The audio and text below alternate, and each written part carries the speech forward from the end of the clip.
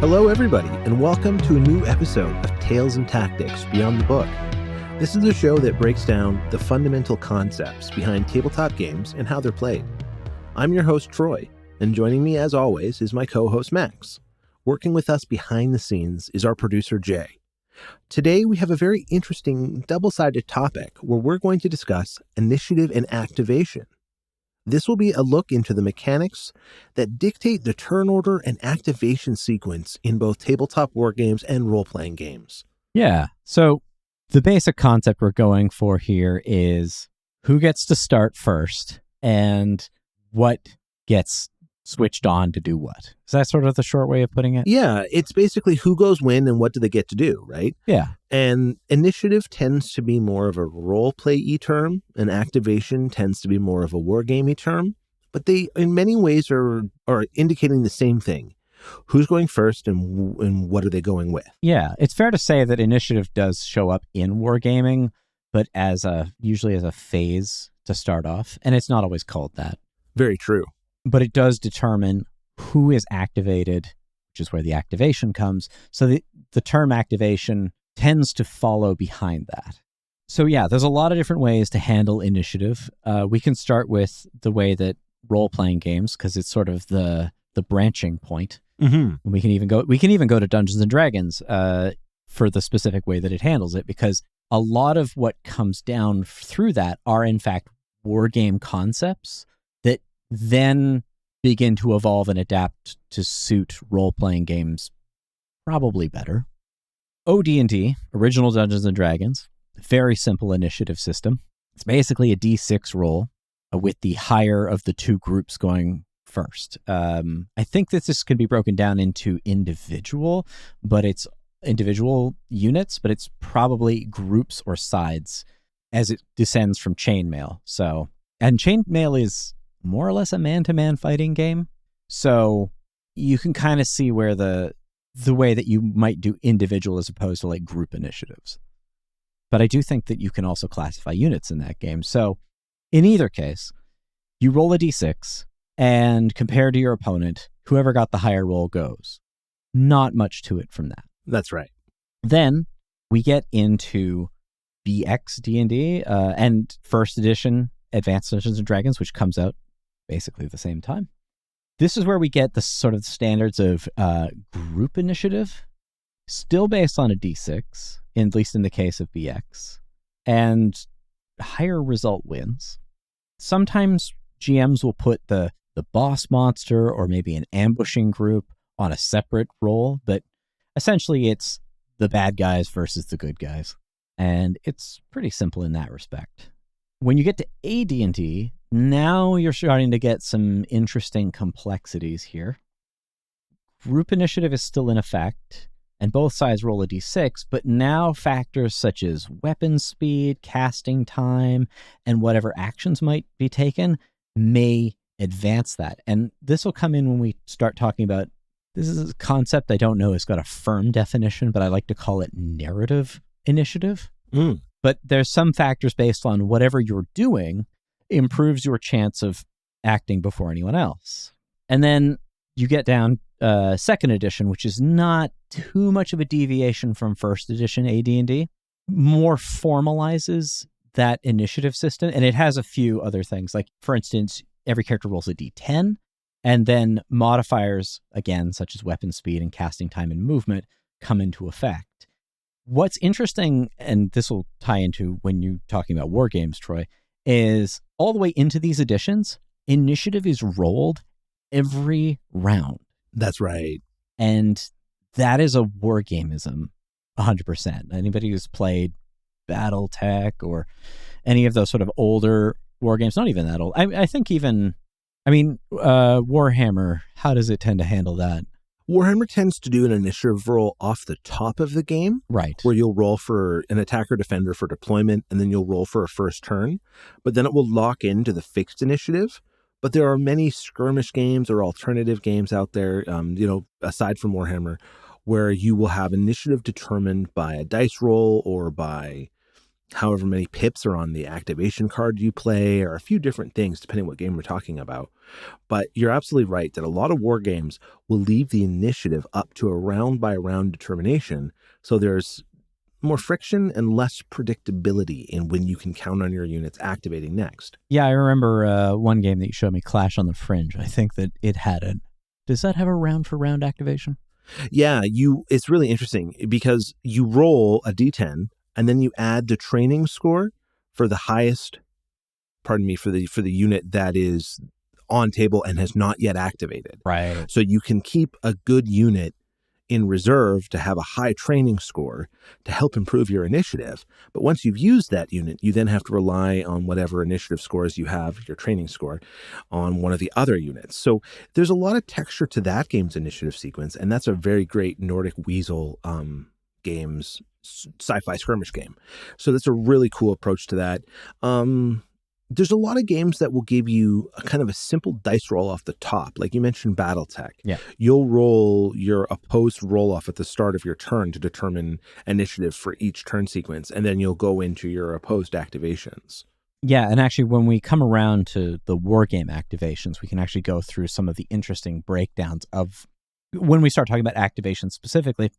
We can get into Battletech's move phase and then shoot phase, because that's a fascinatingly weird, but it changes the tactics of the game considerably. It's core to the game, but it is sort of its own thing. It's a little bit unique compared to how many other games will approach it, and that's just part of Battletech's charm, is that it has a lot of special ways to resolve some of the questions that other games might come to different conclusions on. Totally. But getting back to role-playing games, so after you get your sort of flat chance, and then we start introducing in later editions of D&D the idea of active factors.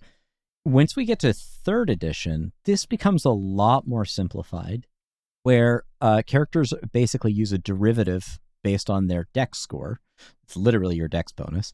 And then might add something like, if you took a feat, I've forgotten what the name of the specific feat would be, but that may add a bonus to that score. And then it's a D20 highest roll. Oh, that was the thing I forgot about 2nd edition initiative. It's a roll down. So the lowest roll is the better one, which... Oh. Yeah, I had a very strange 2nd edition experience where my DM was my friend, my brother's friend's son. So I'm being DM'd by like a 9-year-old, but that kid knew that system inside and out. And I was like, oh wow, this is funky. Like, not only am I rolling low, which is I'm not used to, but I'm also having to do this every round, which was another thing that was interesting. I felt it slowed things down a bit, but it was interesting that the dynamic would shift constantly. Mm-hmm. I like that. I have some experience with it. It is really fiddly though. So I don't blame anybody for tossing that whole concept to the side.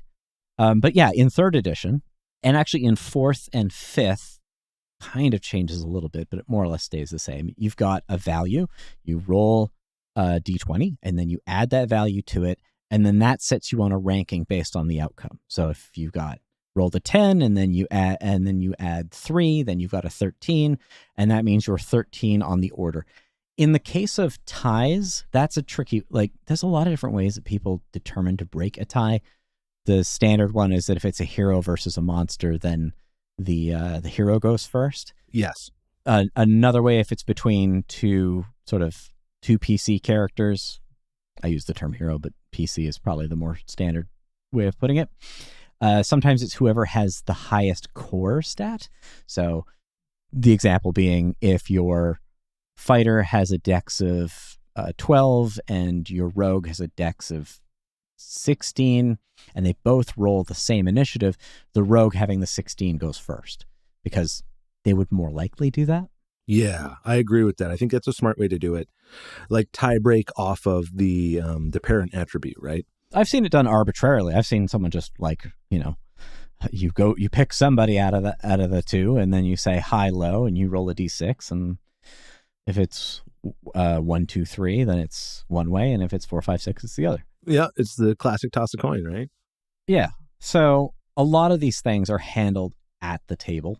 And even like I don't use the suggested Warhammer Fantasy Roleplay 4th edition system because I found it. So maybe we can get into that because Call of Cthulhu uses a similar system, but that's what's usually called fixed initiative, which means there is no roll and it's based on one stat that the character has. Yes.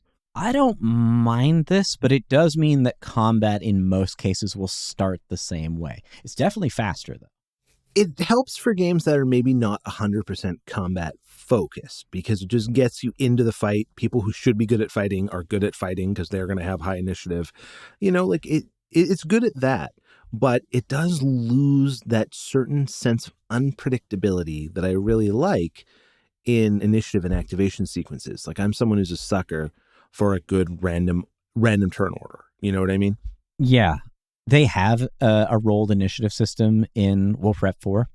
I found it too complicated. It's not that bad, honestly. But the easiest way that I came up with a method that you used in the game that you were running, Troy, was to just roll a d10 and add your initiative bonus. Yeah, exactly. Just the front digit off your stat. Yeah, just use the tens digit from your initiative and then add that to 1d10 and bam, you're off.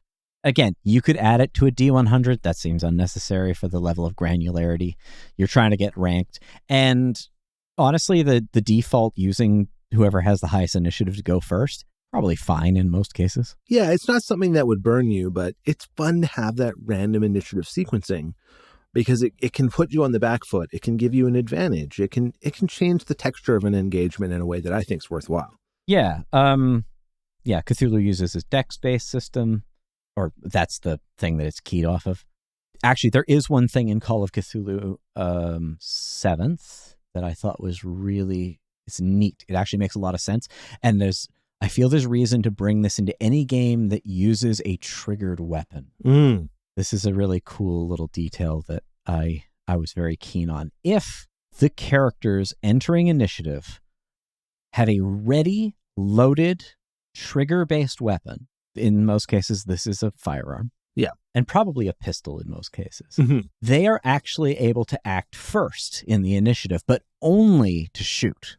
Oh, that's cool. And that's neat. In fact, once I get my my Warhammer game running, I'm probably going to include that as a factor because it also has triggered weapons. And that can include things like crossbows as well. Yes, that's right. You could have a crossbow. You could have a flintlock pistol. You could do all types of neat things with that. Anything that would go off with a light touch, well, light being a relative term, but it's certainly easier than drawing an arrow back. In fact, I often think that arrows get a lot of leadway in games. I don't want to go down a big rabbit hole ranting about how bow and arrows work, but like running while drawing a bow and trying to aim it at the same time is a lot more complicated than doing that with a crossbow. In fact, that's one of the major advantages of a crossbow, aside from the fact that you don't have to strain your arm to hold the arrow back while you're waiting for the target. Yes. Which ties back to the point of having a triggered weapon. But yeah, it just like maintaining accuracy while maintaining this pose. And also the arrow, I mean, you can touch it to kind of hold it down with your finger to the bow, but it's not actually being held there by anything but your pose and gravity in a lot of cases. That's right. So it could easily bounce up and misfire or fall short. Yeah, it's true. And how you can use a short bow within 5 feet of someone in some games, it's just like, what are you talking about? That's not gonna... Oh, yeah. We'll save all that stuff for when we talk about equipment. Yes, we'll do an episode on this. Yeah, there are so many things about equipment in games that just drive me nuts. Where I'm like, that's not how that works. I mean, again, thematically, it depends on what game. If you're running a loose epic fantasy thing, who cares? Have them shoot a bajillion arrows. That makes perfect sense in that setting. But if you're doing a gritty, realistic thing, it's like, yeah, running with a bow is possible, but hard. Yeah. And I rarely see any negatives or penalties for doing that. And another thing I wanted to bring up before we dive into some more examples was we've gone over a lot of how initiative can be handled in a role-playing game, but I did want to talk about some of the key ways you can handle activation in a war game. One of the simplest is just simply, it's my turn, I nominate a unit. Whether it is multiple units or one unit, that can be all types of different ways. So if you're doing a classic I go, you go, it is my turn. I will now move my units. I will now conduct a shooting phase with my units. And perhaps there's a shared combat phase, talking about a very classic Warhammer Fantasy Battles approach. Mm-hmm. But there are many games where when it becomes your turn, you don't get such freedom to control your units. If we're talking about one-page rules, you'll just get one activation and you just trade 1-to-1-to-1 back and forth, in an alternating activation. Sure, yeah. But there are many games, like we mentioned with Clash on the Fringe, where it's actually a dice roll. So you'll only get so many activations or certain varieties of activations based on the dice that you roll at the start. It could be a handful of dice of the same numeric value, like a fistful of D6, could be a single D10. There's a variety of ways this could be done. But another way that you can do this is with a deck of cards. Yeah. This could also be done with, chits or dice you pull from a bag in the bolt action fashion, but you could have a deck that you draw out of, and depending on what card you draw will determine who goes next. It could just be by side. I draw a blue card, so the blue team goes. But it could be as specific as the blue team second leader. Oh, who's that? Oh, that's Jerry. He's going now. You know what I mean? So there's a lot of variety in how specific you can set these lenses. But in wargaming, you do also have that similar distinction where there's the different mechanical interpretations of what's going to make you go first. What's the best one? Well, there really isn't one. It's all very based on what the game is and what the thematic intent you're trying to get across. Like, I feel a lot of historical games really benefit from a more rich or diverse activation system to represent battlefield friction and command and control. Mm-hmm. However, if you're playing something that's a little bit more dramatic or high fantasy or isn't rooted in some of those considerations, you might want an activation system that just gives you the maximum flexibility in each phase. So, I don't know. It's something that you can debate back and forth and have a preference on, but I definitely know where I sit in terms of looking for something that has texture to the activation. Like, I want some grit to that, where it's not quite as simple as just my turn, I pick one unit, your turn, you pick one unit. Like, there can be a lot of value in that, and there's still quite a bit of interplay of who needs to go win. But I really do enjoy when there's that tension of, I don't know what I'm going to get to act, so I have to act with what I need to first, and then anything beyond that's gravy, right? Yeah. I mean, the only criticisms that I've usually heard of any initiative system in a war game is just really simple, you go, I go. Yeah, and there's a place for that maybe in more like directly tactical head-to-head games where you're like, chess or checkersing it out. Yep. But I really like when you have the irregular activation sequence. Like, I'm looking at my book, 5 Parsecs from Home Tactics. It's just on my desk right now. Mm-hmm. Just got it in the mail from Modiphius. And what's cool about it is you don't know if you're going to get 1 to 4 units to activate per phase. So in the round, you take turns activating a few guys at a time back and forth. And you don't know if you're going to get only 1 or up to 4. It's based on the reaction stats of your units and what you roll on the D6. But it's really cool in that some turns you'll just get to rush 4 guys and really put the pain on. But other times you'll be limited in your activations and have to make very specific choices as to who's going to activate and when. Yeah, no, that it definitely makes it more interesting when you handle it in that way. I agree. I certainly prefer something that has an element of randomness, but still has an element of control built into it. And another thing about activation is that not everything is carried out in a single activation. We were alluding to Battletech being broken up into different phases of action. That's right. So in a sense, phases are a sub-aspect of activation, which is essentially what can you do. I mean, when we get around to more of the examples with activation in war games, we have a whole bunch of really fun and interesting ways that that's handled. Yes, absolutely. Carrying on with role-playing games, just going through the more popular ones as we've kind of work our way down the list. Traveler Very classic sci-fi game. Yeah, absolutely. One of the originals. We should definitely cover it at some point. Typically, it's a 2d6 system. In fact, in most cases, I've seen modifications to change it to another dice system, but most people, it's a 2d6, but it's additive values up. Yeah. And in the case of initiative, it's keyed off of either dex or intelligence or intellect, I think is the term they have specifically for it. And with the higher of the ones going first based on a roll. And I think that's just a standard 2d6 roll with those additional modifiers added to it. Now, I'm not sure which one of it. Is it the higher of the two? Do you remember? That's a very good question. I don't actually. But what I wanted to say, though, is something that Traveler does that's unique is you can key off of either your dex or your intellect. Yes. As opposed to it being just the one derivative. And I really like that. I find that adds a lot of interest to a character who might not be physically the fastest, but they're the quickest wit.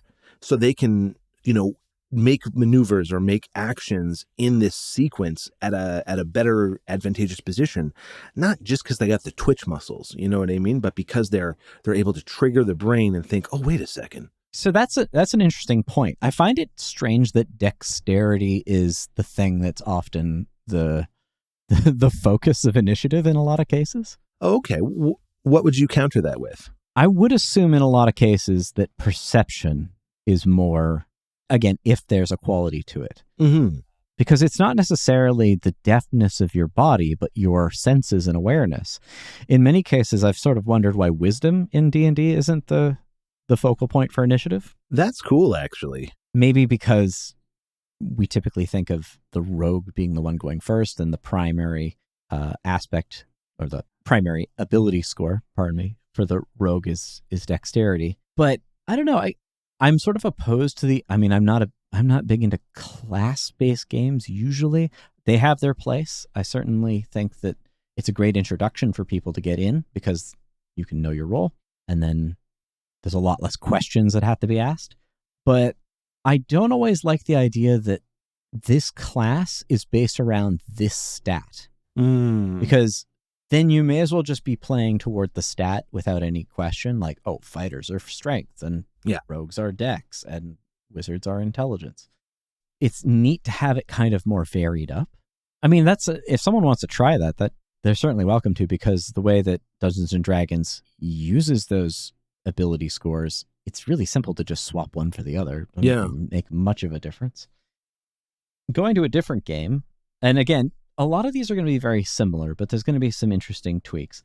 So, Numenera, the cipher system. Yep, Monty Cook's, I honestly think is the best thing that I've played of his. And to be fair, a lot of it aren't necessarily game systems, but it's certainly robust. Mm-hmm. So that game has 3 main attributes.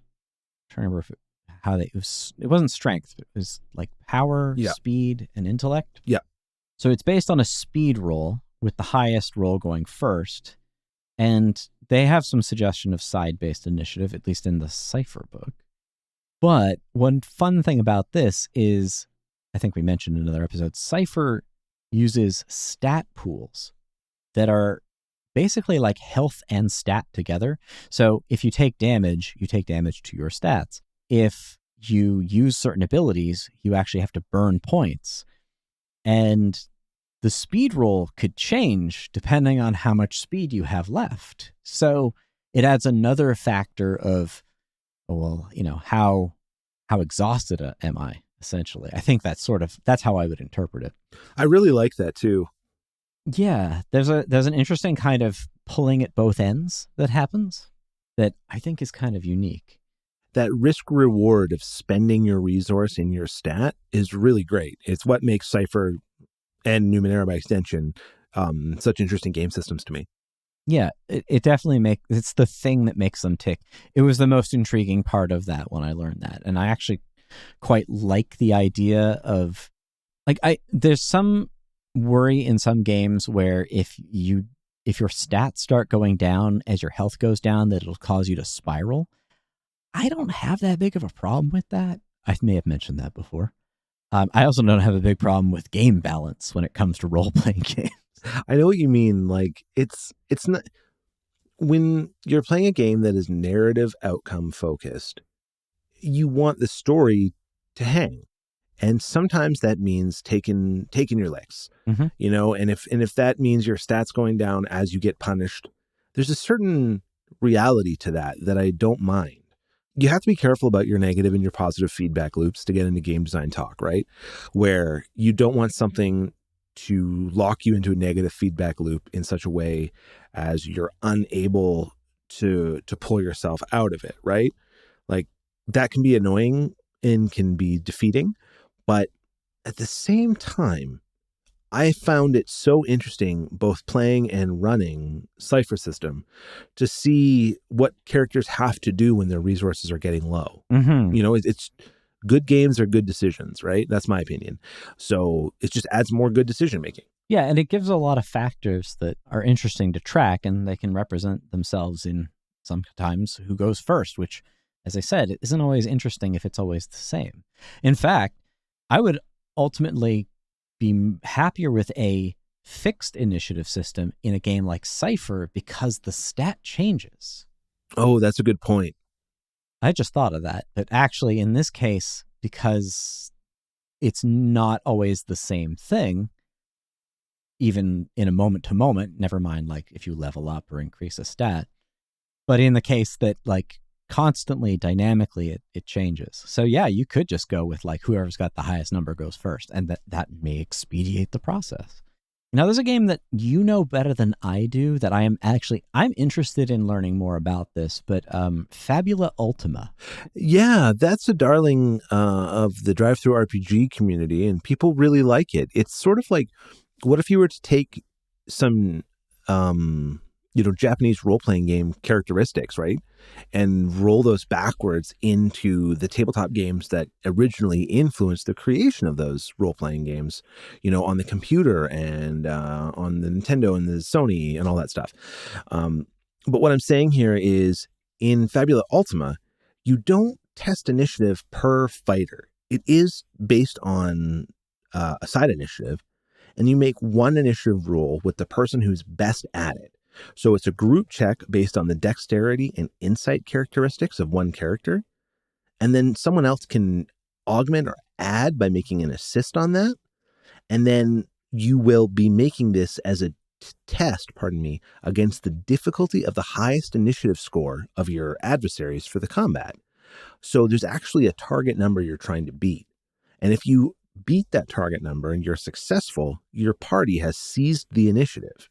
But if you fail this target check, you have failed to seize the initiative. And what that means is you alternate 1, 2, 3, 4 back and forth, nominating a character on each side. But the party that has seized the initiative gets to make the first activation. So it's a back and forth alternating activation once it's started, but you use like a side-based check to see which side gets to go first in this alternating activation. That's interesting. It definitely is a bit more complex, in at least what you have to keep in mind, but it does deliver more dynamic results. It's cool in that you have to consider the opponent. So it's not just my stat versus your stat. It's our party considering, well, how are we going to get the best check against this opponent's initiative score? So it's got a cool consideration there that I like. The back and forth, I'll do a guy, you'll do a guy, I'll do a guy, you'll do a guy. That's kind of cool too. It's relatively simple in that you won't get, two of us have initiative before one opponent goes and then we're back to us again. Like, it doesn't quite have that level of breakdown, but Fabula Ultima is trying to be more of, if you think of a role-playing game that you might play on the PS, it's like guys lined up, select your abilities, and they move and hit. It's not like a grid-based combat game, like a tactical fight that you might be thinking of from D&D, because Fabula Ultima does combat in ranks. So you have a front row and a back row, and that's basically as complicated as movement gets. So it suits what combat is looking to achieve in that game with the reference material it's based on. Yeah, it very much is. It's quite a curious game in that sense, because it's trying to simulate a digital JRPG kind of combat system in a role-playing game. I'm curious to try it. It sounds a bit bizarre, There is one thing, though, that it reminds me of. Hmm. Not that it calls to mind an interesting thing that actually happens in the first. This might even happen in the second Final Fantasy game. I haven't played. It's been so long since I played this. But the very first Final Fantasy game, there's an effect where if two characters target the same enemy, and the first character kills it, the second activation has that character swinging at nothing. Yes. And that's an interesting point about initiative is, are there situations in traditional role-playing where that can happen? Like, we both barrel in at the enemy and my strike lands first, killing them. Did I just waste my initiative? I would, in a lot of ways, say yes. There's some other neat ideas we can get into with one of the examples I have a little later on, but I guess I could bring it up now. So one of the most strange role-playing games that I have found, and I have more than one of them on here because I only like to pick the most odd examples of things, is Over the Edge, which is a role-playing game set in a Mediterranean island that is very surreal and paranoid. And I can't think of, it's so hard to explain the vibe of this game. I think some people have drawn conclusions. Well, I think even in one edition of the book, they specifically describe it as being like Naked Lunch, like William S. Burroughs' Naked Lunch. But I'm how is that? That is such a non-normal narrative. Like, I don't even understand how that connects. However, reading the book, it's almost got like David Lynch vibes, but more political thriller at the same time. Right. I don't know. I'd like to run it, even if it's just the setting. But the rules are interesting in that characters are entirely made up of skills and qualities, in the sense that there aren't really any core stats. You're basically you can imagine a skill-based system that doesn't have core ability scores, but has a collection of traits and skills. And in the case of initiative, it really comes down to the situation and the skill you have. So for instance, if you're in a martial arts tournament for whatever reason, or you're bearing down someone to have a martial arts duel, I mean, anything can pretty much happen in this game, so that's not ruling that out. You would roll your martial arts skill. And if the other person didn't have that as a skill, then you would just go first. Yeah, that game has... It's rules light in a lot of ways, but it's also really, really peculiar in some of the ways that it enforces narrative. This is a bit of a side note, but one other thing that I remember from that system is and this is, I guess, ties into our idea of activation. You get a penalty for attacking if you don't describe what you're doing with some level of detail. Oh, yes. Now, that sounds a bit punishing, but one example in that rule that I thought was really neat, and I might keep in mind, is if the player says they do the exact same thing to the exact same opponent, they get a penalty because they're just doing the obvious thing. And it's the idea that it kind of encourages them to describe them hitting a different part of the other character. And that might be a very clever way of enforcing creative descriptions from your players, as opposed to them just saying, oh, I swing and I hit it. Or, well, whether you hit it is determined by what dice you roll, but you're like, oh, I swing my sword at him. And then I swing my sword at him. And if you say it again the same way without saying like, oh, I sweep toward their legs, or I take a diving thrust. Again, it really depends on your system. If your game uses hit locations and uses a lot of complex targeting stuff, maybe this doesn't work. But if they just describe it as is, then you give them a penalty to it. I don't know if in 5e disadvantage might be a bit strong, but yeah, could be fun. Another game I wanted to mention, because it does initiative so differently, is I wanted to talk about RuneQuest. Sure, yeah. Because off the top, at your initiative order, people will make their statement of intent for the actions they want to do that turn, whether that's moving, getting an item out of storage, attacking somebody, etc. And all of these will take a certain amount of time, which will add up into your strike rank for the round. So it's actually based on the specific actions and verbs you plan to undertake in your round. You'll then find yourself slotted into the initiative order think it goes up to 12 based on this. And the GM will effectively go, okay, strike rank 2. Is anyone up? Anyone good for that? And then someone will go, oh yeah, I'm just throwing a dagger. It's like, great. Okay, we'll get you to go right now. And you just work your way through the strike ranks and everyone goes. And it's not quite as simple as just, this is my initiative. This is what I rolled. But it's based very specifically on what you plan to do. And in tight exchanges like duels or chases, some of these encounters, it becomes so important to really plan out your actions, and it can be really rewarding. Heck, it does put a lot of work on the game master though, to know how the strike ranking works and be able to filter all that out. But it's really cool. I really like it, and I think it provides a really interesting, especially melee combat sequencing. Oh yeah, no, the way that it changes the pace of the game. I mean, again, it's like some of the examples you gave for war game or skirmish games that have varied activation based on previous action or what you're holding or reserving at any one time. And yeah, strike ranks in RuneQuest are a really, really interesting example of that. So I hinted at earlier the idea of what's called narrative, or sometimes I've heard people call it situational initiative. Oh yeah. One game that comes to mind, and I wonder if this is where set initiative comes from, even though it does have a bit more to say about this, is fairly obscure role-playing game called Amber Diceless Role-Playing, or the Amber game. This is a diceless role-playing system, and that may sound like a contradiction in terms to people, but effectively it is more based around storytelling, first off. Yes. The characters are heroic to the extreme in the way that each player is essentially exceptional in whatever they do as compared to anyone else. And initiative is determined by who has the appropriately high stat for the situation, but it's entirely based on how they approach the situation. So in a lot of games, there's you can ambush somebody. There's commonly rules. And typically the way that it goes is this: the characters set up the ambush, they attack, but there's usually an attempt by the player, like whoever's defending the attack, to spot them. And then, oh, I see your ambush. So now we go to regular initiative. Or say the ambush succeeds, they get the first strike, and then initiative is rolled.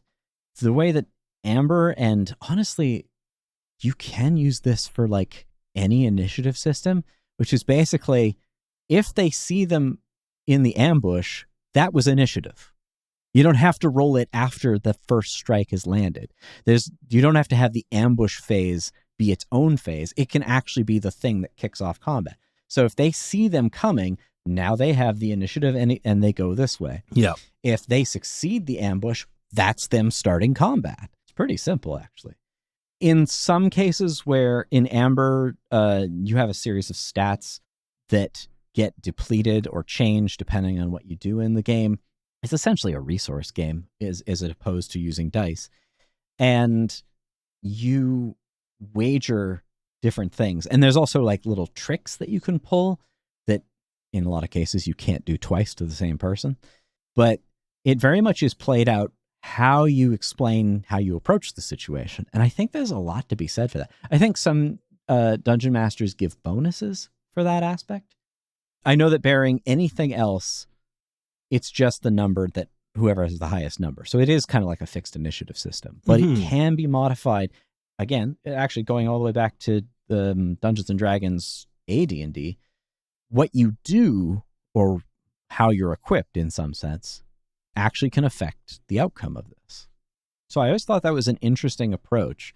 And Amber is a much more narratively heavy game. I don't know that you can compare it to a game that's super tactical. You might want more of that crunchier system. Yeah. But I think for that type of game, certainly for a rules light game, and Amber isn't really rules. I don't think the terms are set right to actually make that claim. It's different. So it works for that system, and it usually works for a rules light system where you're just like, well, clearly you got the jump on them, so we're just going to go with that. And now another game I want to hear you talk more about is I would love for you to tell me about the initiative in one of your favorites, Troika. So Troika's initiative system is much like its gameplay. So Troika is a game that's made by Milsonian Arts Council and is based on the advanced fighting fantasy, or I guess by extension, the fighting fantasy novel rules. And it's a rules light system. It's made more of evocative language, but that's, to define characters, and it's all about rules over rulings, negotiating with the judge, and trying to figure out what makes sense. It's basically whatever is the most interesting answer is the best answer. The way initiative works in this game, so it's a lot system, so you're drawing from a bag, much like bolt action. Some characters, if they have an advantage that could be argued to make them go earlier, they have multiple tokens in that bag, but essentially you can do this side for side or individual. I've done mixes of both.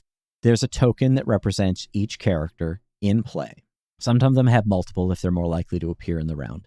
And then this is the kicker to this, is there's an end of round token randomly mixed in there.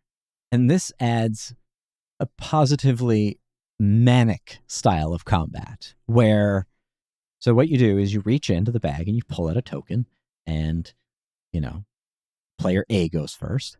So they take their turn, you reach in. Enemy 1 goes first, reach in. B, like player B goes first. Okay. Then you pull the end of round. End of round comes out. All the tokens go back in the bag, and some things that might progress in time suddenly happen. What's funny is that end of round can come out at any time, and it basically reset everything and move time forward. So some characters don't even get to act. In the cases of characters that have multiple tokens in the bag, they could act multiple times, and not usually in the same order. What I love about that is that it really feels more like a wargaming activation system in a rules light RPG. Yes, it does. It's also super manic. Like, just nobody knows when anyone's going to go. Sometimes you might pull that end of round marker right away, and it's like everyone stands around for a minute staring at each other. And it adds to the sort of dreamlike, comical sort of fantasy that Troika inhabits. Yeah, I don't know that it would work for a lot of games. I think it might be a little too random. It might be fun to try in a game like Paranoia, just because of how totally off the wall and nonsensical that game's character building, narrative, everything's a bait and switch. So having a really random initiative system would actually probably work. Well, what's interesting about talking about Troika is I do want to transition to talking about some war games now. Yeah. And let's talk about Sharp Practice first, because its activation sequence is kind of the same as Troika's. So it is a card-based initiative system where each leader in your force, so say you are, it's a Napoleonic or Black Powder game, Sharp Practice, I'll give some preface there, and say you're playing the British versus the French at Waterloo. You might draw a card for one of your leaders, leader 3. Now they'll be able to activate and issue their command initiatives. And then you'll draw a card, leader 2, for the French. They'll be able to activate with their command initiatives. And then you might draw an end of turn card that just ends the turn, resets the deck, you reshuffle, and you begin anew. A lot like how Troika was just described. And this also has flags in the deck. So you might pull a red or a blue flag. And if you're the British player and you pull a red flag, you can choose to spend that or hold that for different abilities. And the number of flags you have in play is how powerful an ability you may be able to activate, because each ability is worth a certain number of these flag cards. So there's even like a bonus off-board mechanic mixed into the activation system as well.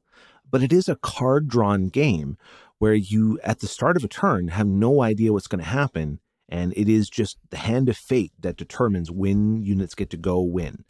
One potential foible of this is that you don't have a lot of control. You are just reacting to the card draw. But in that reaction, you have to make the best decision you can in that moment. So there's still a lot of tactical interplay and value there. Yeah, no, that's an interesting way of doing that. And I think, was it Dux Britannianum has kind of a similar? Yeah, it's very similar. The big difference in Dux is there's no end of turn card. So everyone goes every time in ducks, as opposed to what you'll find in a game of sharp practice, where you'll have perhaps your British rifles will go and one of your battalions will start, or one of your companies, depending on what scale you're playing at. But you might then all of a sudden have your opponent get to do a whole whackload of activations on you, and then the turn ends. And then they might get to keep going. So you really don't know what you're going to be confronted with in the turn. And this is kind of similar, but different to how a bigger battle Napoleonic game goes about this. To change our lens of focus from the battalion down, like sharp practice, we can go to the brigade up and look at black powder. And in black powder, in that, it's you go between players, my turn, your turn, my turn, your turn, and sort of a traditional I go, you go. But first, what I'll do on my turn is I'll nominate a commander. So I pick one of my officers. There's usually only 3 to 5 of them in a battle at this scale, but they're like your brigadiers. So you'll pick one.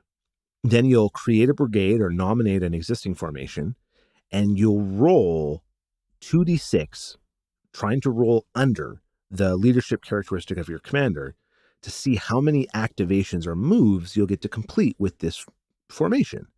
So that means you'll either get between 1 to 3 moves with this unit in the movement phase. In the shooting phase and the combat phase, everybody will act.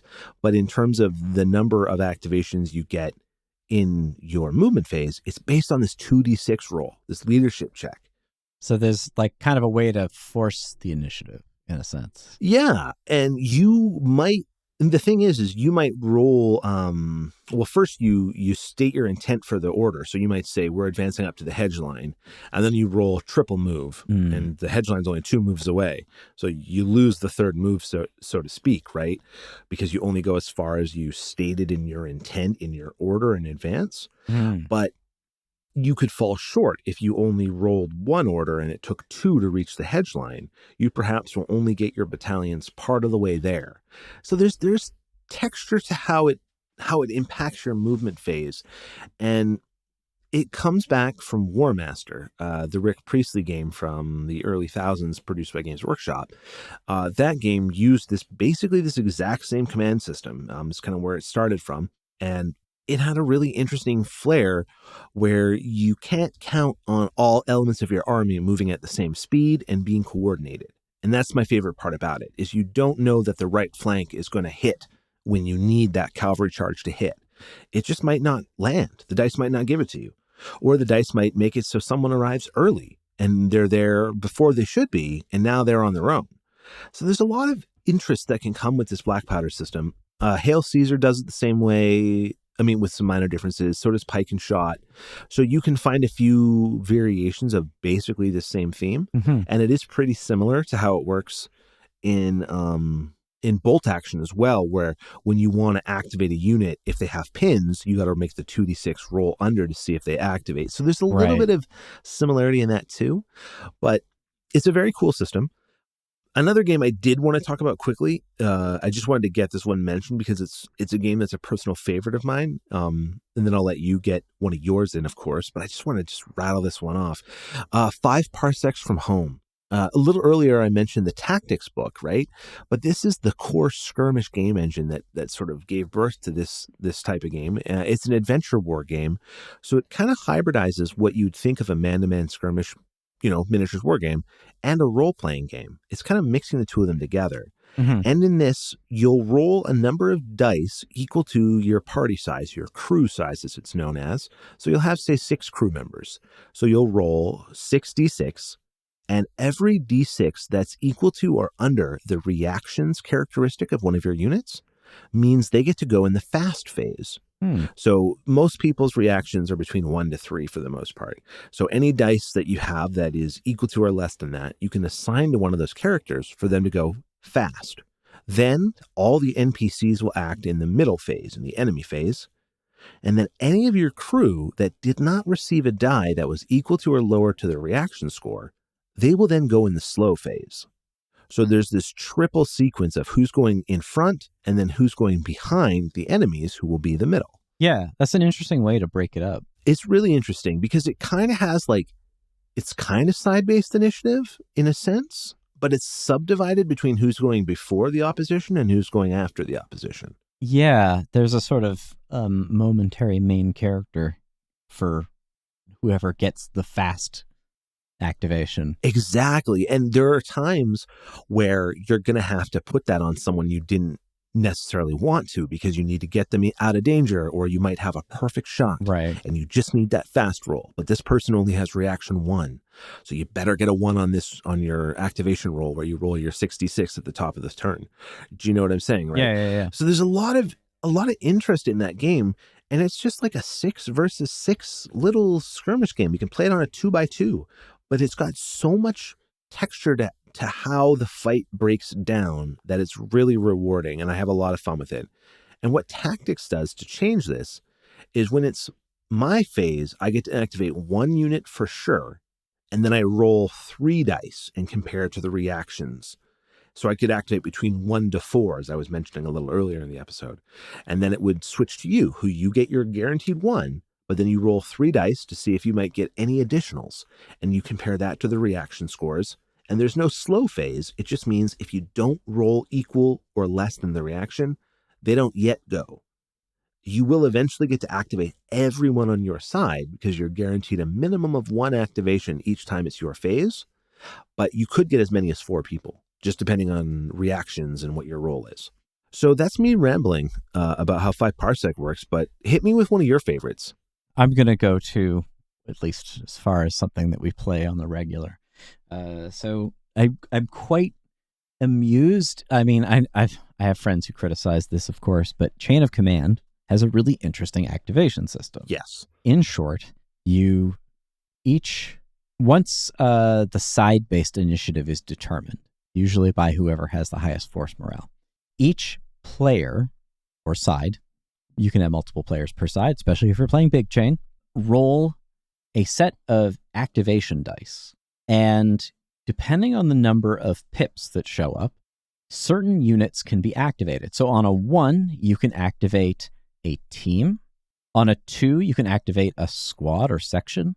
On a 3, you can activate a junior leader, which will be attached to a team, attached to a squad, and probably attached to a team too, if we're considering who gets hit when things are shot. Yep. But in this case, there is a bit of a difference, though. And then on a 4, you have your senior leader, which is usually floating around, can be attached or not. There's a few interesting quirks of this. One is, when you activate a leader, they actually get sub-activations. So a junior leader gets 2 activations, typically only to their squad. But it's nice, because then they can either use 1 activation to remove shock and another one to get them to move, or they can give special orders like throw grenades or go tactical, though I think maybe they can go tactical even on their own activation. Is that right? Or maybe a leader does have to tell them that. Or Overwatch, that's another example. Oh, yes, that's true. Senior leaders get 3 activations, and they're pretty ridiculous in what they can do. But obviously, so you're like, oh, okay, well, but wouldn't it make more sense if I could activate just the teams or the squads? Well, here's the trick. You can actually add dice together to form other values. So you can take 2 1s, say 2 dice that have 1s on them, and then activate a squad. So that counts as a 2. Yeah. Or you can get a 2 and a 1 and activate a junior leader. And so there's this nice random outcome that you can then play around with. And there's this kind of figuring out, it sometimes slows the game down depending on what you want to do, but it does it makes me think. And that's the fun part, is how am I going to use this hand? I guess it's equivalent to kind of drawing a hand of cards and then trying to figure out what you can make out of them. It is. And what I like about it is, compared to Sharp Practice, where you're just given a card and then forced to make the decisions, in Chain of Command, you're given a hand. And then you have to start playing with it. Just like you're saying, you get to manipulate it. So sometimes you will decide, no, I'm going to add the 1 and the 2 for the 3 to get my junior leader to activate to remove shock. As opposed to another time where you might say, I'll use the 1 to get my machine gun team rolling, and I'll use the 2 on this squad to get them across the field. You know what I mean? Yeah. It gives you some restrictions, which makes it more interesting as to what you can do. but it gives you enough freedom to make at least tactically meaningful decisions. I agree. I think we got enough for one more quick one. What else? What else you got? Let me hit you with Advanced Song of Blade and Heroes. This is a classic fantasy skirmish game. It's been around for a long time. The Advanced Song of Blade and Heroes is the later edition of the traditional Song of Blade and Heroes. But this has one of my favorite unit-by-unit activations, because what you do is you roll off for who goes first in the turn at the start, right? Then you activate, or you first nominate a model. So I'm the active player. I'm going to pick my spearman, and then I can roll between 1 to 3 dice. Every model has a quality stat, which could be 3 or higher, 4 or higher, 5 or higher. It depends how good they are, what their quality is. And I'm rolling between 1 to 3 dice to activate them. And every die I roll greater than the quality enables one action from the model. So they either get 1 to 3 actions, depending on how many successful dice I get. So you may think, why would I not just roll 3 dice every time? Because each failure allows your opponent to take an action. So if you rolled 3 dice and you roll a couple fails, they get to then use those failed dice as reactions of their own. And if you roll 2 or more fails, it's a turnover. And now they get to go with their guys. But they don't have to take the turnover. They could instead just take it as individual reaction moves, like little piecemeal, like 1 move here or 1 bow shot here. But they could instead flip a turnover. So it has this wagering system where you're like, what's my quality and how bad do I need between 1 to 3 actions? Am I going to risk it? And I really like it. Some of the peculiarities of the game can get a little specific, like I punch you and you fall over and it's my turn. You punch me, I fall over, and then I stand up and then it's your turn. I punch you, you fall over. Like there's some things about how the combat works that some people don't love. But this activation system I've seen ported into Quar, Modern Combat, Dark Ages. Like it's been used for lots of different games and it really slaps. Like I'm a huge fan of these 3 dice or 1 to 3 dice, and you don't know if you're going to get what you want, but you're pressured because your opponent's getting on the objective and you got to get over there. You know what I mean? Like it creates these moments. So it's really cool. It's a great little system. It doesn't replace all of my favorite games. Like you can do almost anything you want in Advanced Song of Blade and Heroes. So it doesn't replace everything to me, but man, that activation system is why that game, like over a decade later, is still getting played. Wow. Yeah, that's very novel, actually. It is. It's quite cool. You should crack this out for me sometime. I'd like to give it a run. Yeah, it uses like measuring sticks instead of inches. Like it's got cool ideas in it. So yeah, we will bust that out. But I think that pretty much covers our discussion on initiative and activation, where you look at how and when your troops and characters are going to move in role-playing and war games. Coming up next week, we've got a game that we love that's harder to play than it should be, but is so thematically rich that it's hard not to want to engage with it. Yeah. So this is the Fantasy Flight 5th edition of Legend of the Five Rings. Absolutely. And it is one of the more inventive products that has some of the tricks, some of the tropes of Fantasy Flight games, but I honestly think it worked out in their favor. I wish it were more popular, and I wish it wasn't such an investment, but it is a really cool game. Absolutely. So until then, happy gaming, and have a good one. Have a good one, everybody. We hope you enjoyed delving into today's episode. A big thanks to all of you out there for joining us. If you want to continue the conversation, you can find us on Instagram and YouTube at Tales and Tactics Podcast, or on all popular podcast platforms. Join us again on the next exciting episode of Tales and Tactics.